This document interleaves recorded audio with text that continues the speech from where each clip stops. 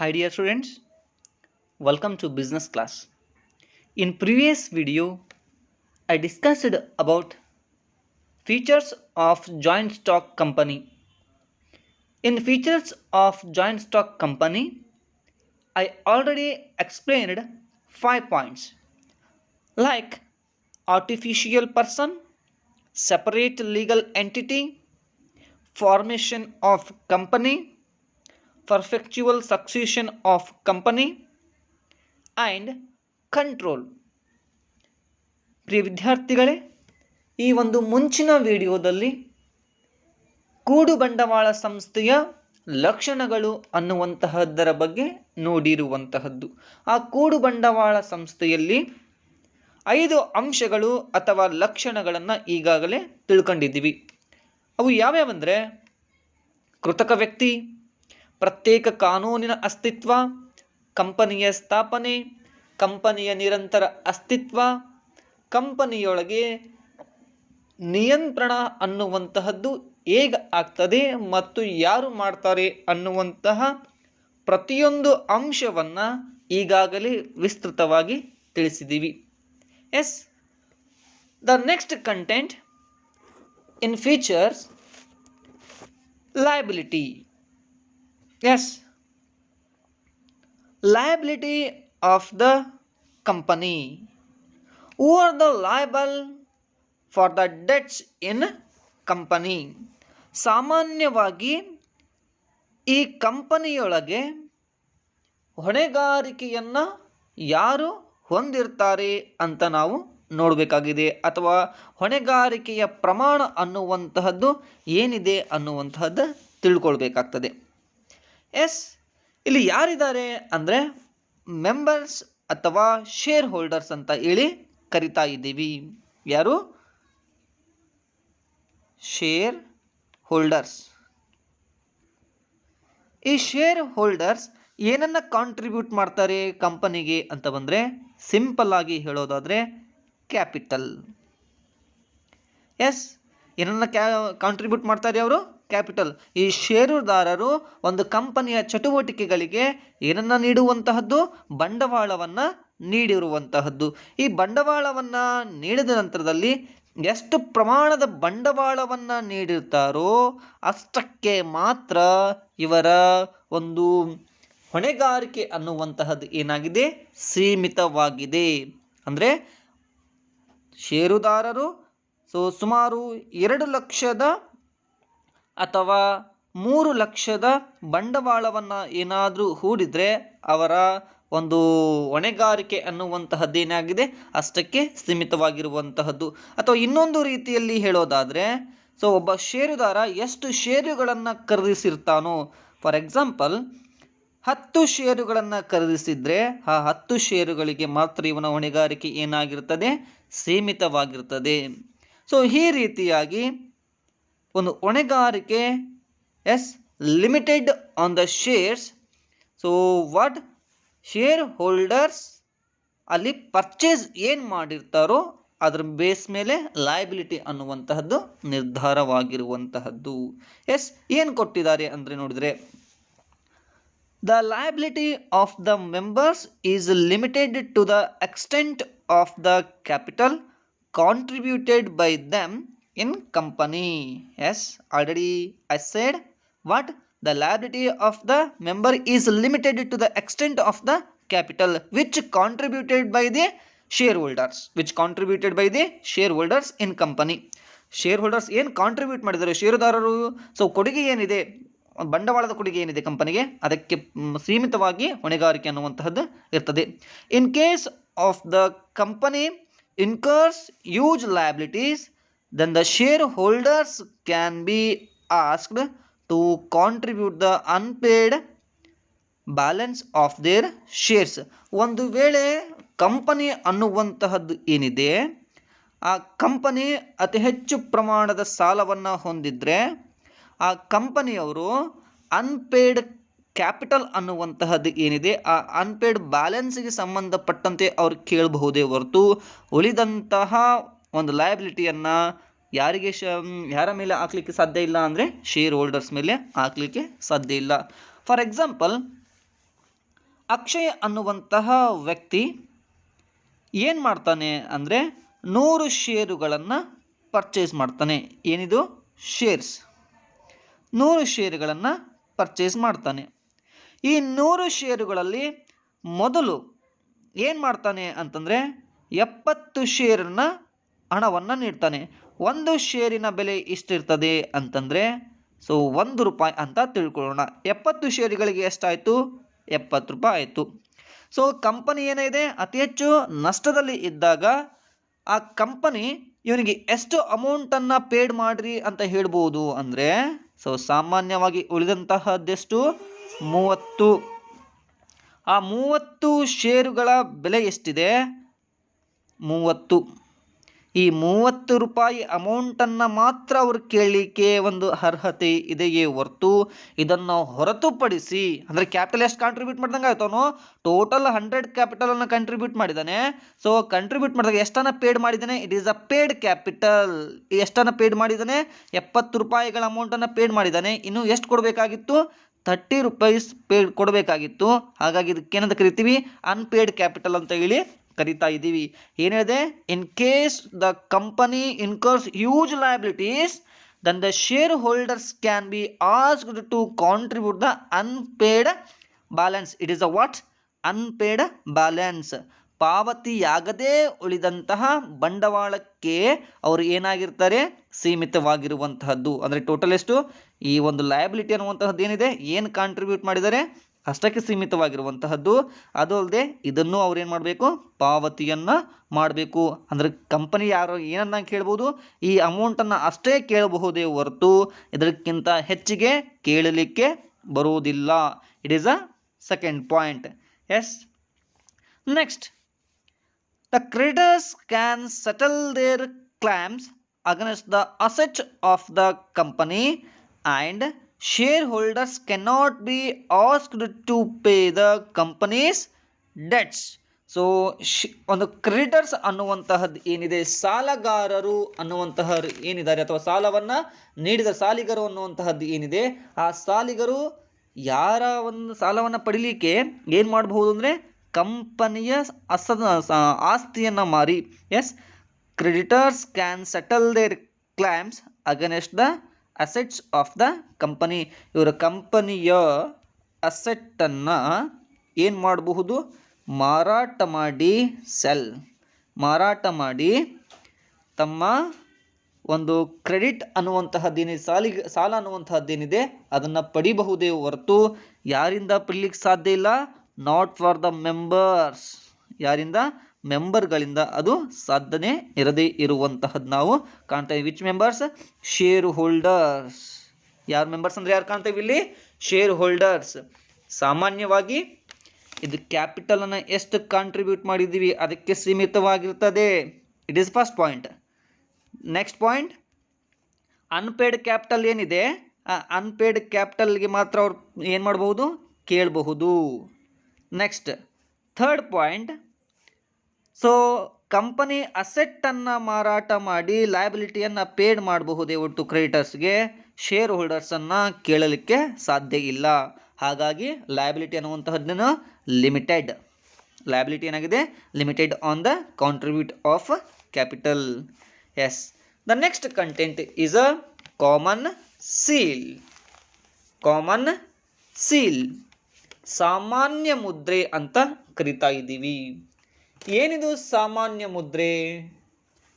S, already I said company is a what? Artificial person. Artificial person.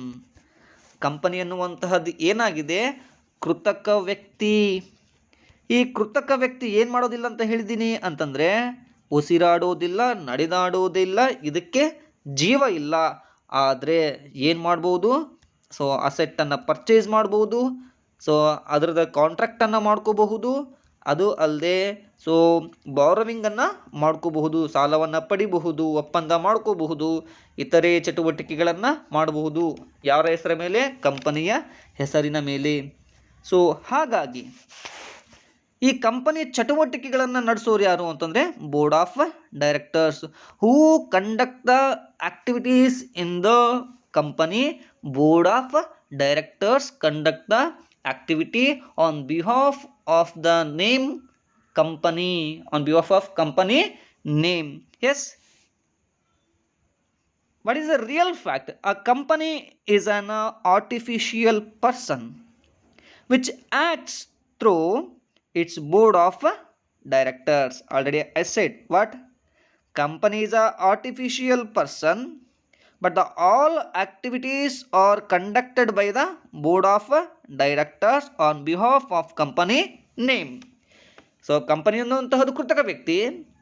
ಆ ಕೃತಕ ವ್ಯಕ್ತಿಯ ಹೆಸರಿನಲ್ಲಿ ನಿರ್ದೇಶಕ ಮಂಡಳಿಯವರು ಏನು ಮಾಡ್ತಾ ಇರ್ತಾರೆ ಅಂದರೆ ಎಲ್ಲ ಚಟುವಟಿಕೆಗಳನ್ನು ನಿರ್ವಹಿಸ್ತಾ ಇರ್ತಾರೆ. Yes, it is the main point, it is the first point. Next, as the company cannot put its signature, the law requires every company to have seal and get its name engraved on it. ಏನು ಮಾಡಿರುವಂತಹದ್ದು, ಒಂದು ವೇಳೆ ಅಲ್ಲಿ ಸಹಿ ಅನ್ನುವಂತಹದ್ದು ಕಾನೂನಾತ್ಮಕವಾಗಿ ಇರಬೇಕಾಗಿತ್ತಂದರೆ ಅದು ಪ್ರಮುಖವಾಗಿರುವಂತಹದ್ದು ಕಂಪನಿಗೆ ಒಂದೇ, ಅದು ಮುದ್ರೆ, ಸೀಲ್, ಮುದ್ರೆ ಇರಬೇಕು. ಆ ಮುದ್ರೆಯೊಳಗೆ ಏನಿರಬೇಕು ಅಂತಂದರೆ ಹೆಸರನ್ನು ಹೊಂದಿರಬೇಕಾಗ್ತದೆ. ಎಸ್, ಇಲ್ಲಿ ಕೊಟ್ಟಿದ್ದೀವಿ, ಏನು, ಆ ಕಂಪನಿಯ ಹೆಸರನ್ನು ಸೂಚಿಸುವಂತಹದ್ದು ಆ ಕಂಪನಿಯೊಳಗೆ ಇರಬೇಕಾಗ್ತದೆ. ಒಂದು ಬಾರ್ಕೋಡ್ ಇರಬೇಕಾಗ್ತದೆ. ಇಲ್ಲಿ ಹೆಸರಿದೆ ನೋಡಿ, ಈ ಹೆಸರು ರೀತಿ ಇರಬೇಕಾಗಿರ್ತವಂತಹದ್ದು. ಈ ಹೆಸರು ಸೂಚಿಸಿದಾಗ ಮಾತ್ರ ಕಂಪನಿಯ ಅಧಿಕೃತವಾದಂತಹ ಚಟುವಟಿಕೆ ಅನಿಸ್ಕೊಳ್ತದೆ. Yes, it is a what? Legal document. It is a legal sign of the company. ಇದು ಏನಾಗಿರುವಂತಹದ್ದು, ಕಾನೂನಾತ್ಮಕವಾಗಿ ರುಜುವಾತು ಆದಂತಹ ಸಹಿ ಆಗ್ತದೆ. ಅಲ್ಲದೆ the board of directors enters into an agreement with others and indicates company's approval through a common seal.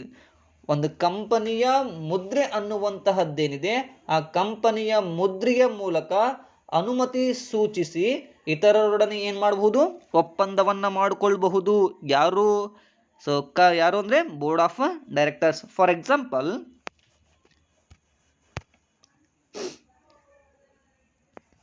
ASG ಅನ್ನುವಂತಹ ಒಂದು ಕಂಪನಿ, ಸೊ ಎಕ್ಸ್ ಕಂಪನಿಯೊಂದಿಗೆ ಅಗ್ರಿಮೆಂಟ್ ಮಾಡ್ಕೊಳ್ತಾ ಇದೆ ಅಂದರೆ ಇಲ್ಲಿ ಮಿಡಲ್ ಪರ್ಸನ್ ಈ ಕಂಪನಿಯೊಳಗೆ ಯಾರಿದ್ದಾರೆ, ಬೋರ್ಡ್ ಆಫ್ ಡೈರೆಕ್ಟರ್ಸ್. ಈ board of directors company agreement ಆಗಬೇಕಾಗಿತ್ತಂದ್ರೆ ಏನು ಬೇಕು, ಇಲ್ಲಿ ಕಾಮನ್ ಸೀಲ್ ಬೇಕು. ಈ ಕಾಮನ್ ಸೀಲ್ ಒಳಗೆ ಏನಿರಬೇಕು, ಸೊ ಆ ಕಂಪನಿ ಹೆಸರು ಮತ್ತು ಅದ್ರ ಜೊತೆಗೆ ಕೋಡ್ ನಂಬರ್ ಇರಬೇಕಾಗ್ತದೆ. ಸೊ ಇದು ಇದ್ದಾಗ ಮಾತ್ರ ವಾಟ್ ಈಸ್ ಅಥರೈಸ್ಡ್, ಇದು ಏನಾಗಿರುವಂತಹದ್ದು ಅಂದರೆ ಸೊ ಅಧಿಕೃತವಾಗಿ ಇರುವಂತಹದ್ದು ಅಂತ ಹೇಳಿ ಕಾಣ್ತಾ ಇದ್ದೀವಿ. Yes, an agreement with the absence of common seal is not legally binding on the company. ಒಂದು ವೇಳೆ ಈ ASG ಅನ್ನುವಂತಹ ಕಂಪನಿ ಒಂದು ವೇಳೆ ಕಾಮನ್ ಸೀಲ್ ಇಲ್ಲದೇನೆ ಈ ಎಕ್ಸ್ ಕಂಪನಿ ಜೊತೆಗೆ ಕಾಂಟ್ರಾಕ್ಟ್ ಮಾಡಿಕೊಂಡ್ರೆ it is not legally binding. ಇದು ಕಾನೂನಾತ್ಮಕವಾಗಿ ಜವಾಬ್ದಾರಿಯಾಗಿರೋದಿಲ್ಲ. It is what? Legal binding. ಇದು ಕಾನೂನಾತ್ಮಕವಾದ ಜವಾಬ್ದಾರಿ ಅಲ್ಲ. ಹಾಗಾಗಿ which is the most important? Seal is most important. Which is most important? Seal is most important for conducting the activity. Yes, the next one is risk. Next one is the risk. ನಷ್ಟ ಭಯ ಹೋರುವಿಕೆ. ನಷ್ಟ ಭಯ ಹೋರುವಿಕೆ. ನಷ್ಟ ಭಯ ಅಂದ್ರೇನು? Uncertainty of the return. Uncertainty of the return, ಅದು ಬರದೇ ಇರಬಹುದು, ಬರುವಂತಹ ಏನು ಲಾಭ, ಒಂದು ಸಾಧ್ಯತೆ ನಾವು ಏನಂತ ಕರಿಬಹುದು ಅಂತಂದರೆ ಸೊ ಅದಕ್ಕೆ ನಾವು ಏನಂತ ಕರಿತಾ ಇದ್ದೀವಿ, ರಿಸ್ಕ್ ಅಂತ ಹೇಳಿ ಕರಿತಾ ಇದ್ದೀವಿ. ಎಷ್ಟು ಬಂಡವಾಳವನ್ನು ಹೂಡಿರ್ತೀರಿ ಅಂದರೆ ಕ್ಯಾಪಿಟಲ್. ಲಯಬಿಲಿಟಿ ಹೇಳಿದೆ, ಲಯಬಿಲಿಟಿ ಎಷ್ಟು ಹಾಕಿರ್ತೀರೋ ಅಷ್ಟಕ್ಕೆ ನಿಮ್ಮ ಕ್ಯಾಪಿಟಲ್ ಎಷ್ಟಾಗಿರ್ತೀರೋ ಅಷ್ಟಕ್ಕೆ ಲಯಬಿಲಿಟಿ ಏನಾಗಿರ್ತದೆ, ಸೀಮಿತವಾಗಿರ್ತದೆ ಅಂತ ಹೇಳಿರುವಂತಹದ್ದು. ಆ್ಯಸ್ ಸೇಮ್ ರಿಸ್ಕ್, ನೀವು ಎಷ್ಟು ಕ್ಯಾಪಿಟಲನ್ನು ನೀವು ಕಾಂಟ್ರಿಬ್ಯೂಟ್ ಮಾಡ್ತೀರೋ ಸೊ ಅಷ್ಟು ರಿಸ್ಕನ್ನು ನೀವು ಏನು ಮಾಡಬೇಕು, ಇನ್ವಾಲ್ವ್ ಮಾಡ್ಕೊಂಡಂಗೆ. ಫಾರ್ ಎಕ್ಸಾಂಪಲ್, ಇದು 10 ರೂಪಿ, ಇದು 15 ರೂಪಿ, ಇದು 500 ರೂಪಿ ಶೇರ್ಸ್ ಆ್ಯಂಡ್ ಇದು 1000 ಶೇರ್ಸ್ ಅಂತ ತಿಳ್ಕೊಳ್ಳೋಣ. ಸೊ ಇಲ್ಲಿಂದ ಬಿದ್ದರೆ ಕಡಿಮೆ ಪೆಟ್ಟಾಗುವಂತಹದ್ದು, ಇಲ್ಲಿಂದ ಬಂದರೆ ಇದಕ್ಕಿಂತ ಸ್ವಲ್ಪ ಪೆಟ್ಟು, ಇದಕ್ಕಿಂತ ಸ್ವಲ್ಪ ಪೆಟ್ಟು, ಇಲ್ಲಿದ್ರೆ ಜಾಸ್ತಿ ಪೆಟ್ಟಾಗ್ತದೆ. ಅಂದರೆ ರಿಸ್ಕ್ ಏನಾಗಿರುವಂತಹದ್ದು, ಎಷ್ಟು ಶೇರ್ಸನ್ನು ಪರ್ಚೇಸ್ ಮಾಡ್ತೀರೋ, ಎಷ್ಟು ನೀವು ಶೇರ್ ಹೋಲ್ಡರ್ಸ್ ಒಳಗೆ ಎಷ್ಟು ಕಾಂಟ್ರಿಬ್ಯೂಟ್ ಮಾಡ್ತೀರೋ ಅಷ್ಟು ಏನಾಗಿರುವಂತಹದ್ದು ರಿಸ್ಕ್ ಅನ್ನುವಂತಹದ್ದು ಹೈ ಆಗಿ ಇರುವಂತಹದ್ದು ನಾವು ಕಾಣ್ತಾ ಇದ್ದೀವಿ. To whom, to share holders.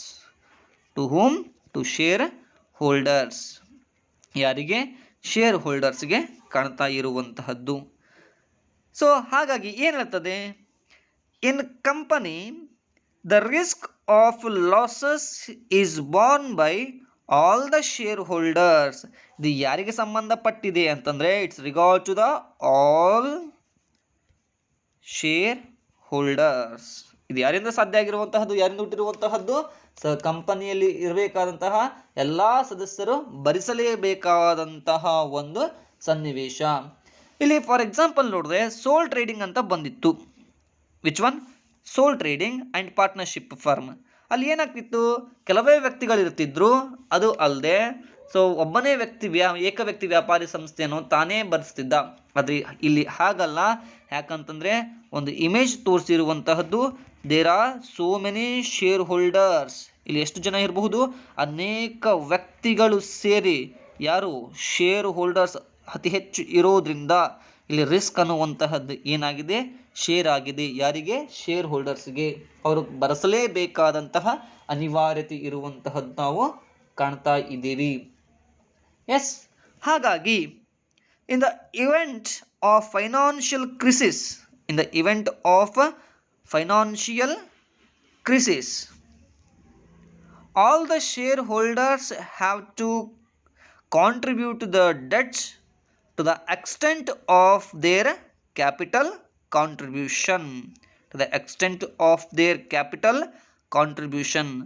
Already ನಾನು ಹೇಳಿದೆ, ಶೇರ್ ಹೋಲ್ಡರ್ಸ್ ಎಷ್ಟು ಎಲ್ಲ ಶೇರ್ ಹೋಲ್ಡರ್ಸು ಎಷ್ಟು ಕ್ಯಾಪಿಟಲನ್ನು ಕಾಂಟ್ರಿಬ್ಯೂಟ್ ಮಾಡ್ತಾರೋ ಆ ಕ್ಯಾಪಿಟಲ್ ಕಾಂಟ್ರಿಬ್ಯೂಟ್ ಮಾಡಿದ್ದು ಡೆಟ್ಗೆ ಏನಾಗ್ತದೆ ಅಂತಂದರೆ ಅದು ಸೊ ಸೀಮಿತವಾಗಿರುವಂತಹದ್ದು ಅಥವಾ ನೀಡಬೇಕಾದಂತಹದ್ದು ನಾವು ಕಾಣ್ತಾ ಇದ್ದೀವಿ ವರ್ ಇನ್ ದ ಕಂಪನಿ. ಹಾಗಾಗಿ hence risk of loss gets spread over a large number of share holders. ಇದು ಏನಾಗಿದೆ, ರಿಸ್ಕ್ ಆಫ್ ಲಾಸ್ ಅನ್ನುವಂತಹದ್ದು ಈ ಒಬ್ಬ ಶೇರ್ ಹೋಲ್ಡರ್ಗೆ ಸಂಬಂಧಪಟ್ಟಿಲ್ಲ. So many members, so many what? shareholders. so many shareholdersಗೆ ಇದು ಏನಾಗಿರುವಂತಹದ್ದು ಅಂದರೆ ಸೊ ಹಂಚಿಕೆಯಾಗಿರುವಂತಹದ್ದು, ಸ್ಪ್ರೆಡ್ ಆಗಿರುವಂತಹದ್ದು ನಾವು ಕಾಣ್ತಾ ಇದ್ದೀವಿ. ರಿಸ್ಕ್ ಅನ್ನುವಂತಹದ್ದೇನು ಎಲ್ಲ ಶೇರ್ ಹೋಲ್ಡರ್ಸ್ಗೂ ಸಂಬಂಧಪಟ್ಟಿದೆ. S dear students, these are the most important features of joint stock company. In your examination purpose, it is important. It can be asked for 8 marks. It can be asked for 8 marks. So keep it up. ಇದನ್ನು ಏನು ಮಾಡಿ, ಚೆನ್ನಾಗಿ ಓದುವಂತಹದ್ದು. ಇದನ್ನು ಎಷ್ಟು ಮಾರ್ಕ್ಸ್ಗೆ ಕೇಳ್ಬೋದು? 8 ಮಾರ್ಕ್ಸ್ಗೆ ಕೇಳ್ಬೋದು. The future purpose ಇದು ತುಂಬಾ ಉಪಯುಕ್ತವಾಗಿರುವಂತಹದ್ದು. Yes dear students, the next content I will explain in next class. Thank you.